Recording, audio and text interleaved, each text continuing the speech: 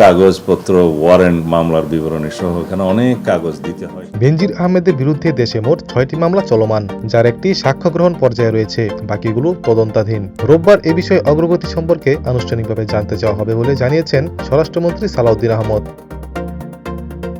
শনিবার স্বরাষ্ট্র মন্ত্রণালয়ে আইন শৃঙ্খলা ও সামরিক পরিস্থিতি নিয়ে এক ব্রিফিংয়ে তিনি এসব কথা বলেন। স্বরাষ্ট্রমন্ত্রী বলেন, দুবাই আটকের পরপরই 140 পৃষ্ঠার মামলার নথিপত্র আরব আমিরাতে পাঠানো হয়েছে। যথাযথ প্রক্রিয়া অনুসরণ করে শিগগিরই বেনজিরকে বাংলাদেশে পাঠানোর ব্যবস্থা করবে দেশটির সরকার, এমন আশাবাদ ব্যক্ত করেন তিনি। মন্ত্রী বলেন, বন্দি প্রত্যর্পণ চুক্তি না থাকলেও মিউচুয়াল লিগ্যাল অ্যাসিস্ট্যান্ট রিকোয়েস্টের মাধ্যমে ইতিমধ্যে সহযোগিতা চাওয়া হয়েছে। এবারে স্বরাষ্ট্র মন্ত্রণালয় আগের যে কোনো মন্ত্রণালয়ের চেয়ে ভিন্নভাবে কাজ করছে।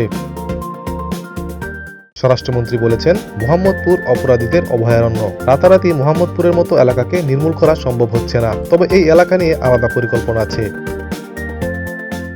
পুলিশ প্রসঙ্গে তিনি আরো বলেন, দুষ্টের দমন, শিষ্টের পালনে আমরা কঠোর। কর্তব্যে অবহেলা, দুর্নীতি ও জনহিতকর কাজের মূল্যায়নে পুলিশ বাহিনীর জন্য জবাবদিহিমূলক ব্যবস্থা নেওয়া হবে। ভালো কাজের জন্য পুরস্কার এবং অনিয়মের জন্য শাস্তি নিশ্চিত করা হবে। ইন্টারপোলের রেড নোটিশ জারির পর 12 জুন দুবাইয়ে আটক করা হয় বেনজির আহমেদকে। একদিন পর বিষয়টি জাতীয় সংসদে জানান স্বরাষ্ট্রমন্ত্রী। সেদিনই বেনজিরের বিরুদ্ধে মামলার এজাহার, অভিযোগপত্র সহ আনুষঙ্গিক নথিপত্র সংযুক্ত করে প্রত্যর্পণ আবেদন সংযুক্ত আরব আমিরাতে পাঠানো হয়েছে বলে জানান তিনি।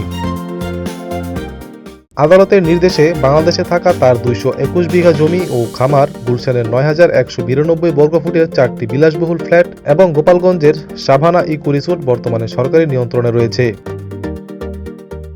ATV USA news desk.